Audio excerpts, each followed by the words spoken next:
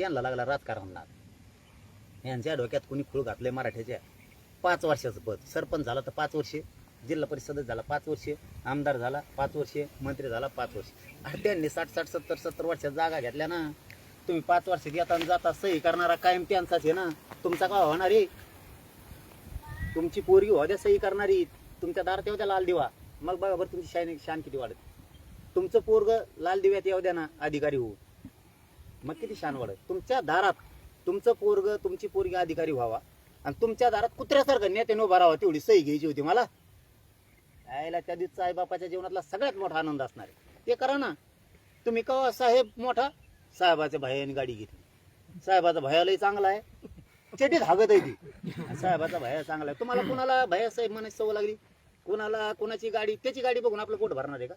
त्याचा बंगला बघून साहेबाचा आपलं पोट भरणार आहे का इथं बसलेले जेवढे आहेत ना तुमच्या सहित सगळे मी बी कुणी ना कोणाचा तरी कार्यकर्ता आहे मतदान करतो म्हणल्यावर कार्यकर्ता आहे इथं बसलेल्या एकाही माणसानं सांगा तुम्ही ज्या नेत्याचे आहेत त्या नेत्याकडे जर कॉलेज असलं तर त्यांनी तुमच्या पोराची पोरीची फी माफ केली का काय आता नेता रे मग तो परत ते येऊन म्हणणार अरे तू ह्या बारीन माझ्याकडे नाहीच तो हा 3 पिढ्यापासून माया मागत फुई याला बी तो आहे तिथं मग एक दिवस ते नेता येणार आपल्या गाडीत बसून नेणार एक दिवस येणार गाडीत बसून नेणार हे पुऱ्या गावात येऊन सांगत आहे माघारी येऊन साहेबांनी मला गाडीत बसून नेत अरे पण येता नेष्टीनं आला ना तू येडगांडीच्या त्याचं भूषण काय सांग तू त्याचा बंगला बघून त्याची गाडी बघून आपल्या लेकरा बाळाचं आणि आपल्या जातीचं पोट भरणार आहे का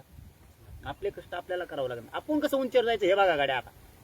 या भूमिकेत मराठा आता आला पाहिजे त्यावेळेस आपण समाज सगळा प्रगती करणार आपल्याला उलचिक मोठे पण दिलं